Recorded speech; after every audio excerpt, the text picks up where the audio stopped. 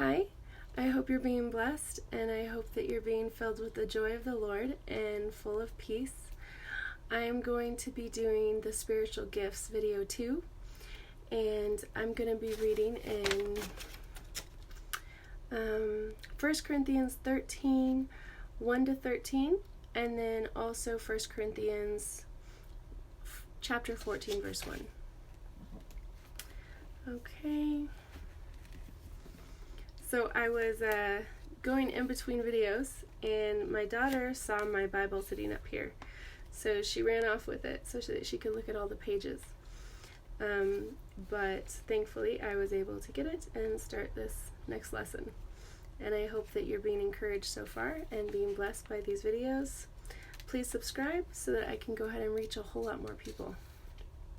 Alright, so 1 Corinthians chapter 13. And it is called Love is Indispensable. And yet I will show you the most excellent way. If I speak in the tongues of men or of angels, but do not have love, I am only a resounding gong or a clanging cymbal. If I have the gift of prophecy and can fathom all mysteries and all knowledge, and if I have a faith that can move mountains, but do not have love, I am nothing. If I give all I possess to the poor, and give over my body to hardship that I may boast, but do not have love, I gain nothing. Love is patient. Love is kind. It does not envy. It does not boast. It is not proud.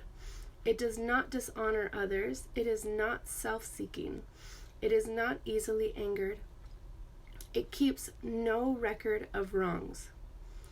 Love does not delight in evil, but rejoices with the truth.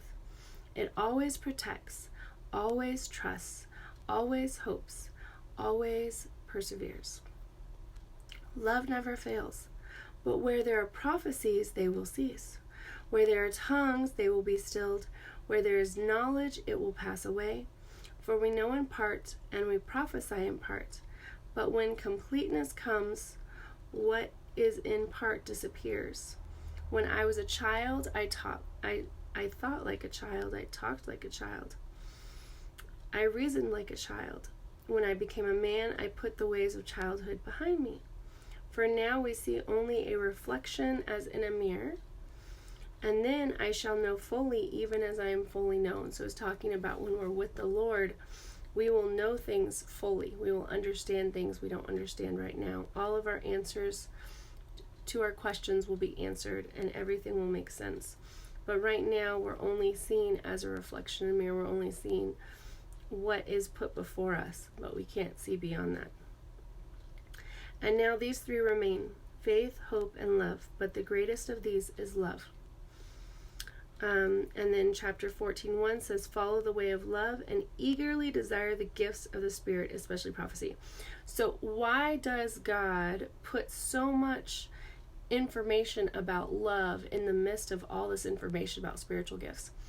It is because they need to go together. So when Jesus would heal people, he'd heal out of the compassion of his own heart. He'd heal out of love for others. And so out of that came the gifts of the Spirit. So the gifts of the Spirit are a gift not just to us, but so that we can go ahead and be a blessing to others. We can heal them, we can pray for them, we can cast out demons, we can encourage them, we can build them up, we can show them what God has for them. So these are all gifts that God's given us so that we can go ahead and build up others and love others as he has loved us. Sorry, it's early morning.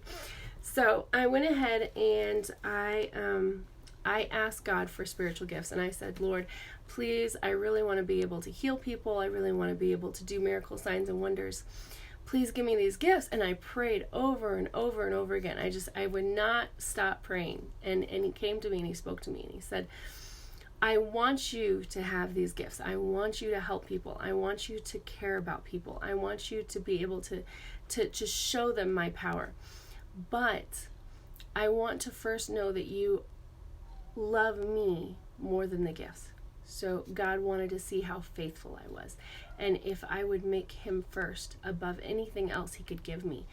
And so he was waiting to see if he could trust me